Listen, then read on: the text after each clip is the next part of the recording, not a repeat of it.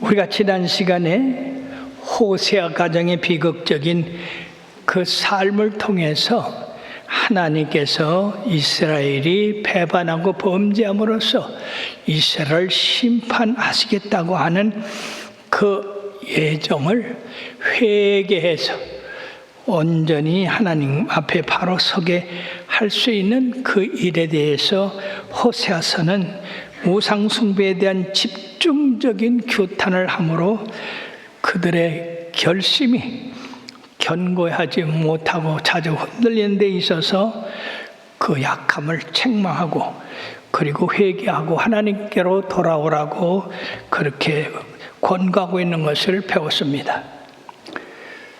그러므로 무엇보다도 이스라엘 백성들이 영적 지식이 없어서 망하게 되었으니 무엇보다도 여호와를 힘써 알아서 그 우리 하나님께서 원하는 그 삶을 살아감으로 하나님의 약속의 축복을 받아 누리자고 외치고 있습니다. 오늘 본문은 하나님의 징계 위에 있게 될 선민 이스라엘의 회복이 매우 충만하게 서술되고 있습니다. 즉 6장 1절 말씀에 보면 오라 우리가 여호와께로 돌아가자. 여호와께서 우리를 찢으셨으나 도로 낫게 하실 것이요 우리를 치셨으나 싸매 주실 것임이라고 소망의 말씀을 하고 있습니다. 그러면 첫째, 이스라엘이 어떻게 여호와께로 돌아갈 수가 있을까? 첫째는 여호와 하나님에 대한 새로운 마음을 가져야 되는 겁니다.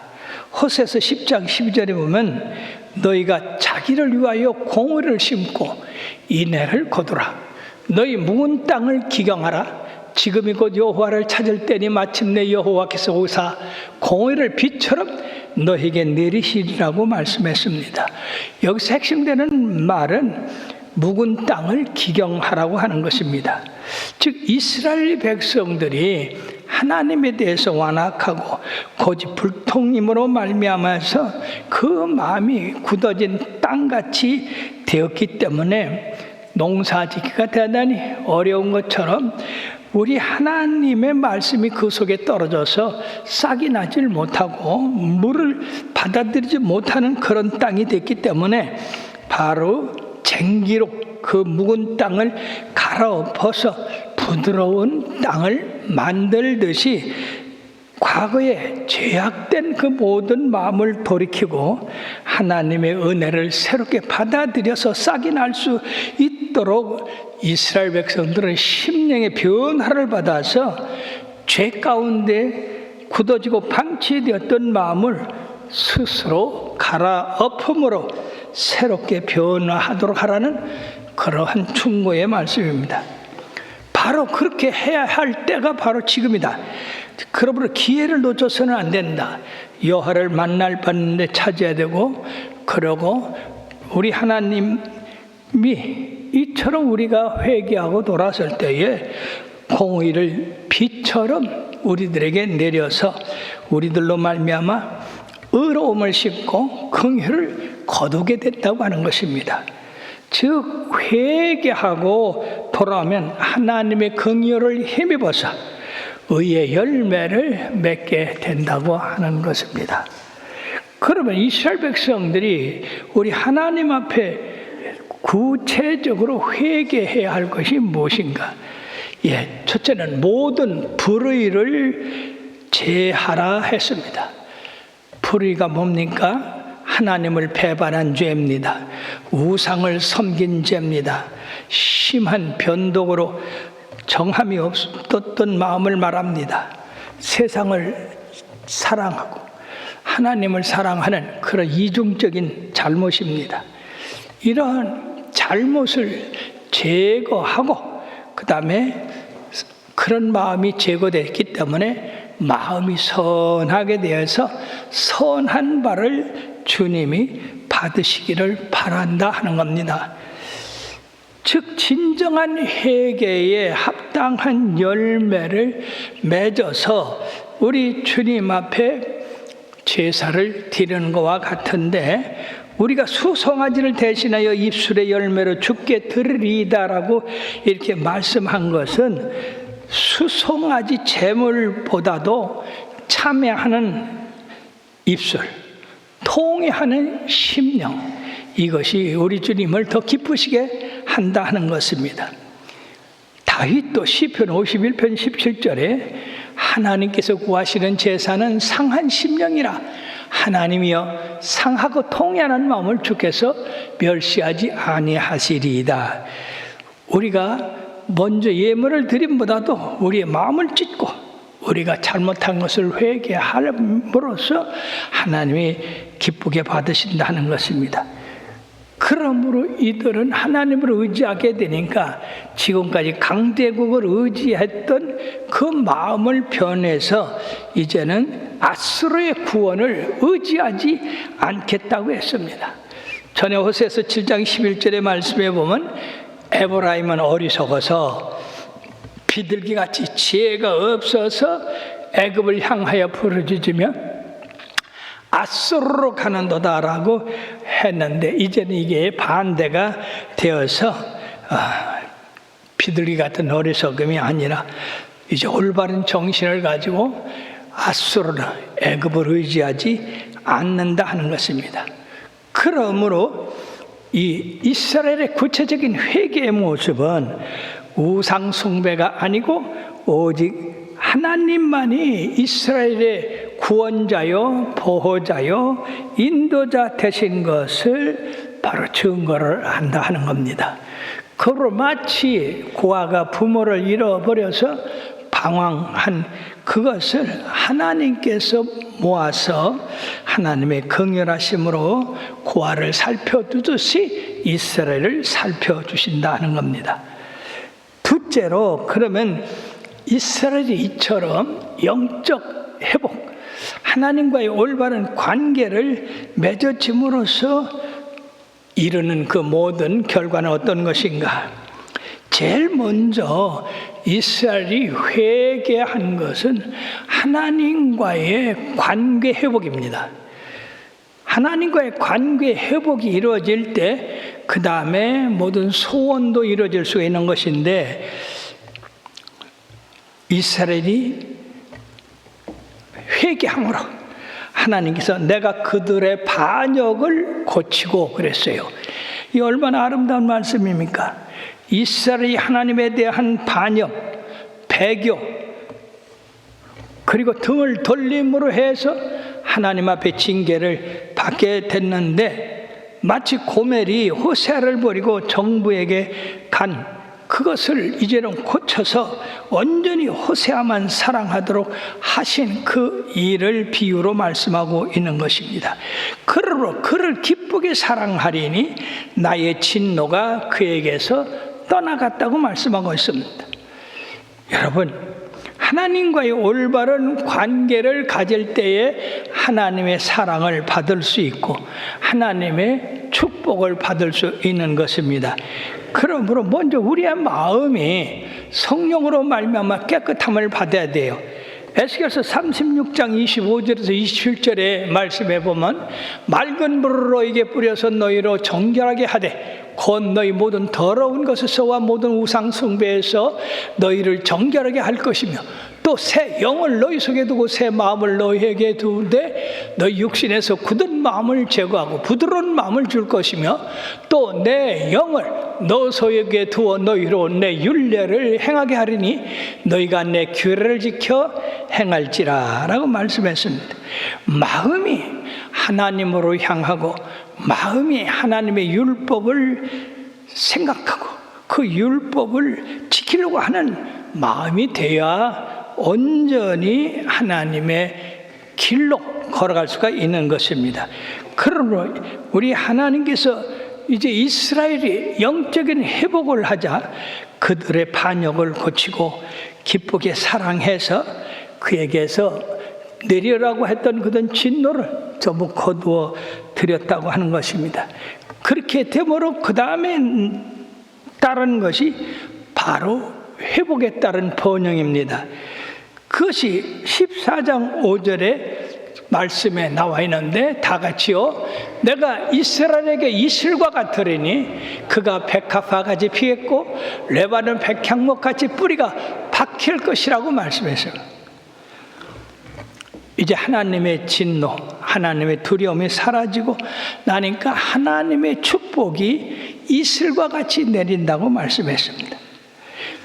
여러분이요, 이슬과 같다고 하는 것은 이 팔레스타인 지역에 있어서 대단한 축복이 아닐 수가 없습니다. 왜냐하면은 팔레스타인 지역은 메마른 지역이기 때문에 거기 비가 오질 않습니다.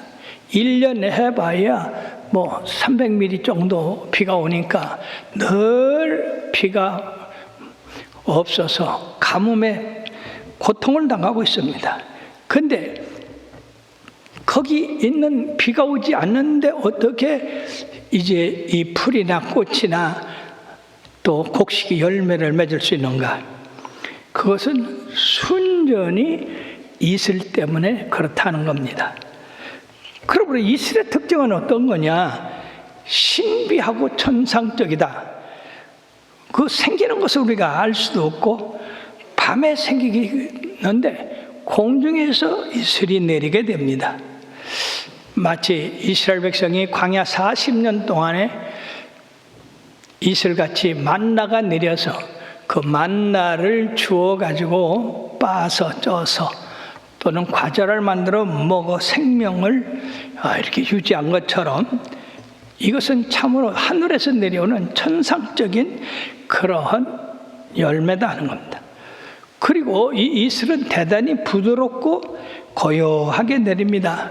하나님의 은혜도 바로 하나님을 믿는 백성들에게 이처럼 부드럽고 고요하게 보지 않는 가운데에 임하여 있는 겁니다. 그러므로 우리가 예수 잘 믿으면 언제 축복받았는지, 언제 이렇게 번성하게 됐는지 우리가 잘 알지 못하게 되는 겁니다. 그리고 이 이슬은 한 군데만 내리는 게 아니라 온 대지에 내립니다. 지붕에도 마당에도 뜰에도 그리고 들에도 모든 곳에 내린 것과 같이 하나님의 은혜를 받은 사람들은 바로 하나님의 은혜가 집에서도 나가서도 떡반죽 그릇에서도 모두 이렇게 내려서 점점점 풍성하게 되는 것입니다. 그러므로 이 이슬은 땅을 비옥하게 만들어요. 또 이 이슬은 매일 내립니다. 그리고 이슬은 신선합니다. 과일이나 꽃이나 나뭇잎이나 풀이나 이것을 활기롭게 하고 생기를 부어줍니다. 그러므로 내가 이스라엘의 이슬과 같으리라고 하는 말씀은 대단한 축복입니다. 왜 그러냐 하면은 축복을 말씀할 때에 반드시 이슬이 들어가요. 야곱에게 이삭이 축복할 때에 창세기 27장 28절에 말씀에 보면 하나님은 하늘의 이슬과 땅의 기름짐이며 풍성한 곡식과 포도주를 내게 주시기를 원하노라. 하늘에서 이슬이 내리지 않으면 땅이 절대로 기름지질 못하고 땅이 열매를 거둘 수가 없는 겁니다. 그러므로 이삭이 야곱에게 축복할 때에 바로 하늘의 이슬 같은 그런 축복을 내렸던 겁니다. 반대로 만약 하늘에 이슬이 없다고 한다면 그거는 저주를 말하고 있다는 겁니다. 이슬은 하나님의 그 섭리에 의해서 땅에 내리는데 하나님을 배반하고 우상을 섬기고 바알을 섬기고 그러니까 아합 시절에 하나님께서 열왕기상 17장 1절에 보면 내 말이 없으면 수년 동안 비도 이슬도 있지 아니하리라 하셨습니다. 여러분, 이 팔레스타인은 원래 메마른 지역인데 이슬 때문에 그래도 그들이 식물을 자라게 하고 열매를 거두게 되는데 하나님이 이슬까지도 주지 않는다고 그랬어요. 그러니까 이 아합 시절에 3년 6개월 동안 이슬도 내리지 않고 비도 오지 않으니까 전부 메말라 기근이 되어서 죽게 됐던 그런 사실을 우리가 볼 수가 있습니다. 사랑하는 여러분, 그러므로 여러분들에게는 하나님께서 내가 이스라엘에게 이슬이 되리니 라고 한 것처럼 여러분들에게 성령의 이슬, 은혜의 이슬이 매일매일 임하게 되기를 바라겠습니다. 뿐만 아니라 이슬은 하나님의 말씀을 의지하고 있습니다. 신명기 32장 2절에 보면 내 교훈은 비처럼 내리고 내 말은 이슬처럼 맺히나니 연한 풀 위에 가는 비 같고 채수 위에 단비 같도다 라고 말씀하고 있습니다. 우리 하나님의 말씀이 우리 속에 이슬같이 이렇게 내려서 임하게 되면 계속해서 영적인 싹이 나게 되고 그리고 풍성하게 되고 열매를 맺게 됨을 말씀하고 있는 것입니다. 그러므로 이슬의 세 가지 특징은 그가 백합화같이 피겠다 하는 겁니다. 백합화는 아름다운 꽃입니다. 한 송이만 펴도 향기가 가득합니다. 바로 이것은 하나님께서 이스라엘 백성에게 이슬을 내려서 백합화를 피게 함으로써 그들의 향기가 가득해서 회복되는 그런 기쁨을 말씀하고 있는 것입니다. 상태가 점점 좋아지는 것을 말씀하고 있어요. 여러분, 핀다는 것과 진다는 것 상당한 차이가 있습니다. 아유, 참 친구 만났을 때 아이고 친구야 어떻게 얼굴이 확 폈네, 뭐 좋은 일이 있는가 봐. 그러면요, 얼마나 좋습니까? 근데 아니 어떻게 얼굴이 이렇게 근심이 있어서 져버렸네. 그렇게 되면 그건 큰일인 거예요. 여러분들이요, 바로 하나님이 이슬같이 이스라엘에게 수분을 공급하니까 백합화가 꽃을 피고 향기를 발하듯이 여러분들의 삶에도 이와 같은 피는 역사가 있게 되기를 바랍니다. 향기가 바라기를 바랍니다. 바로 이것은 이스라엘로 말미암아 회복된다는 사실이요. 두 번째는 백향목같이 뿌리가 바뀔 것이라 했습니다. 백향목은 힘과 당당함에 있어서 유명한 나무입니다. 이 나무는 뿌리가 깊이 박혀서 아주 튼튼하게 자라는데 솔로몬 시절에는 이 백향목으로 하나님의 성전을 지었습니다. 우리의 영적 삶이 하나님의 은혜 가운데 뿌리가 깊어져서 바로 우리로 말미암아 모든 세상의 풍파이고 마귀 사탄을 이겨나가는 그런 삶이 되어야 될 줄로 믿습니다. 그러므로 시편 92편 12절에 의인은 종려나무같이 번성하며 레바논의 백향목같이 발육한다고 말씀하고 있습니다. 자, 이처럼 백합화같이 피고 백향목같이 뿌리가 깊어지고 그리고 그들은 곡식같이 풍성하게 된다 했습니다. 즉 이스라엘의 번성하는 모습을 곡식과 포도나무와 포도주로 비유하고 있습니다. 하늘에서 비를 주지 않으면, 이슬이 내리지 아니하면 아무리 땅에서 씨를 뿌려도 풍성한 생산을 할 수가 없습니다. 그러나 하나님께서 이처럼 이슬같이 매일 내려주니까 풍성한 곡식을 열매 맺게 된다는 겁니다. 바로 포도나무와 포도주같이 꽃이 피고 향기가 낼 것이다. 이거는 우리 믿는 사람들이 풍부하게 되어서 기쁨이 충만하고 그리고 다른 사람에게 이렇게 나눠주는 그런 행복이 있을 것이라고 하는 겁니다. 이와 같이 우리들이 생각하기에는 이스라엘의 이슬과 같은 축복을 준다고 하는 것이 참으로 소극적인 것 같아도 이것은 대단히 중요하고 큰 기쁨과 평안을 주는 말씀입니다. 시편 52편 8절에 보면 오직 나는 하나님 집에 있는 푸른 감람나무 같으며 하나님의 인자하심을 영원히 의지하리로다라고 말씀하십니다.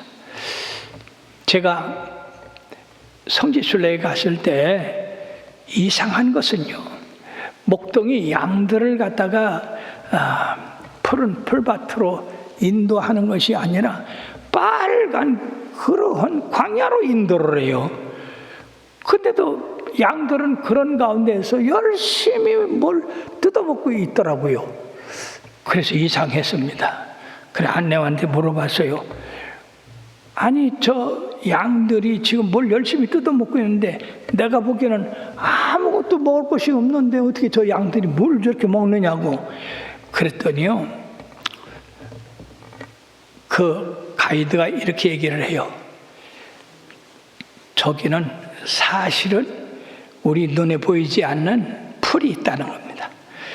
왜 그러냐면 여기는 메마른 지역이기 때문에 낮에 뜨거웠다가 밤에 기온이 싹 내려간대요. 그렇게 되면은 그 밤에 기온이 내려갈 때에 공기 중에 있는 습기가 이 돌, 나뭇가지, 풀 이런 데에 그 자지자지하게 이슬이 맺힌대요. 그러면 이제 이슬이 아침에 이렇게 맺히면 이게 해가 뜨면은 이슬이 땅으로 스며든답니다. 그러면 땅에 씨가 뿌려져 있는 그 씨가 그 이슬 방울 떨어진 것을 습기로 받아들여 가지고 거기서 싹이 난다는 게. 그럼 싹이 나면 그게 이제 큰다는 겁니다. 근데 크는데 햇빛이 뜨거우니까 이것이 크다가 그 바위나 풀 그보다 못 크고 그냥 햇빛에 사그러진다 하는 겁니다. 자, 그러면은 밤낮 없이 이것이 연속이 되니까 돌 사이에 모래 사이에 이 물이 떨어져서 이 싹이 나가지고 메마른 그런 마른 풀이 된다는 얘기예요. 바로 양들이 그런 마른 풀을 찾아가지고 뜯어 먹기 때문에 우리가 보기에는 풀이 없는데도 열심히 풀을 뜯어먹는 것 같이 보인다고 그렇게 얘기를 합니다. 참으로 우리 하나님께서 이슬을 내리지 않는다면은 여러분이요, 양도 못 키웁니다. 곡식도 못 키웁니다. 그런데 내가 이스라엘에게 이슬과 같아서 이처럼 물기를 줌으로써 백합화같이 피고 또 레바논의 백향목같이 뿌리가 깊어지고 또 풍성한 곡식을 열매 맺게 해서 그들로 말미암아 풍성하게 살아갈 수 있는 양식을 갖게 한다고 하는 그 놀라운 진리가 여기 나와 있는 것입니다. 그러므로 여러분들 이런 은혜를 아는 이스라엘 백성들은 하나님에 대해서 어떻게 해야 될까요? 여기 8절 말씀이 나와 있습니다. 에브라임의 말이 내가 다시 우상과 무슨 상관이 있으리요 할지라 내가 그를 돌아보아 대답하기를 나는 푸른 잣나무 같으니 네가 나로 말미암아 열매를 얻으리라 이렇게 말씀했습니다. 자, 전에는 아수르를 의지하고 애굽으로 내려가고 그래서 그들이 복을 줄 줄 알았는데 도리어 그들에게 모든 걸 착취당하고 압박당하고 빼앗기고 하는 그런 삶을 살았는데 하나님 앞에 회개하고 돌아와서 온전히 하나님을 잘 섬기니까 하나님이 이스라엘에게 이슬과 같이 그들에게 식물에 곡식에 나무에 열매를 열게 해 주시기 때문에 이제 이스라엘이 말하기를 내가 다시 우상과 무슨 상관이 있냐? 우리가 아수르와 애굽과 무슨 상관이 있냐? 그리고 우상과 무슨 상관이 있냐? 저 이제까지 잘못된 사상을 바로 고친다 하는 얘기입니다. 우상 숭배했던 거, 다른 나라를 의지했던 거, 그런 것들을 회개하고 이제 오직 하나님만 의지하겠다 하는 겁니다. 호세아서 2장 10절에 보면 그날에 내가 나를 내 남편이라 일컫고 내 바알이라 부르지 아니 부르는 일이 없게 하리라고 했습니다. 다시는 바알이 우리 남편이다, 아세라가 우리 아내다, 그러한 쓸데없는 이야기를 하지 않고 오직 하나님만이 우리의 남편이고 우리의 바로 보호자고 우리의 인도자라고 하는 그런 결심을 했다 하는 겁니다. 그러므로 나는 푸른 잣나무 같으니 네가 나로 말미암아 열매를 얻으리라 했습니다. 이제 하나님께서 은혜와 축복을 주시는 목적은 바로 많은 열매를 맺기 위해서입니다. 우리들에게 주님께서 은혜를 주시고 형통케 하시고 축복받게 하시는 그 이유는 우리들이 축복만 받아가지고 살도록 하는 게 아니라 그리스도 안에서 성령의 열매들을 맺게 하는 것이고 선한 열매를 맺게 하려고 하는 것입니다. 그러므로 요한복음 15장 5절에 보면 나는 포도나무에 너희는 가지라 그가 내 안에 내가 그 안에 거하면 사람이 열매를 많이 맺나니 나를 떠나서는 너희가 아무것도 할 수 없음이라고 말씀했어요. 그러므로 하나님과의 관계가 회복된 것은 포도나무 가지가 떨어져 있다가 포도나무 줄기에 붙어서 포도나무로 말미암아 진액을 받아들여 가지고 꽃을 피게 하고 열매를 거두게 하는 그런 것과 같다 하는 것입니다. 절대로 주님께서 나를 떠나서는 너희가 열매를 맺을 수 없다고 했습니다. 그렇습니다. 우리들이 예수님을 떠나서는 착한 열매, 성령의 열매, 그리고 빛의 열매를 거둘 수가 없는 겁니다. 여러분들이 매일 매순간 기도하고 주님과 동행하는 그것은 그리스도 안에서 착한 열매를 맺고 이런 정상적인 회복이 이루어질 때 하나님의 통치가 영원하게 될 줄로 믿습니다. 호세아는 끝으로 세 번째, 누가 지혜의 자이며 누가 총명한 자인가라고 묻습니다. 오늘 이 9절의 말씀에 보면 누가 지혜가 있어 이런 일을 깨달으며 누가 총명이 있어 이런 일을 알겠느냐. 여호와의 도는 정직하니 의인은 그 길로 다니거니와 그러나 죄인은 그 길에 걸려 넘어진다고 했습니다. 사랑하는 여러분, 지금까지 이스라엘이 하나님을 버리고 우상을 섬기고 세상을 섬기고 강대한 나라를 섬겼던 것은 그 지혜로운 생각이 아니다는 거예요. 그건 총명한 일이 아니다. 그건 대단히 어리석은 일이다. 그러므로 이 호세아는 결론을 맺으면서 누가 인생에 있어서 통찰력을 가지고 현명한 분별력을 갖는 삶을 살 수 있겠는가 하는 겁니다. 대부분 사람들이 눈이 어두워서 이렇게 세상 것을 쫓지만은 지혜롭고 총명한 사람은 절대 우리 하나님을 붙잡고 하나님 안에서 열매를 맺는 사람이라고 증거하고 있는 것입니다. 그러므로 잠언서 9장 10절의 말씀에 보면 다 같이요, 여호와를 경외하는 것이 지혜의 근본이요 거룩하신 자를 아는 것이 명철이니라. 우리 하나님께서 세상을 창조하셨을 뿐 아니라 사람들이 그 세상에서 바른 길로 가서 축복받는 길을 마련해 주셨어요.